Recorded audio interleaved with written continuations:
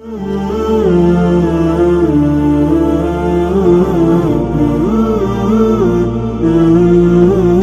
tentang masalah menjual talak. Dalam istilah kita be' adalah syarat-syarat tertentu sehingga talaknya hanya digolongkan dalam be'. Jadi undang-undang be' tahir, barang harusna barang yang bersuci. Cuman apabila yang seperti sampai kamu no. Jadi baru long dalil ran nublau benar sertuh ribe nublau. Maka dalam agama itu tidak dinamakan be'.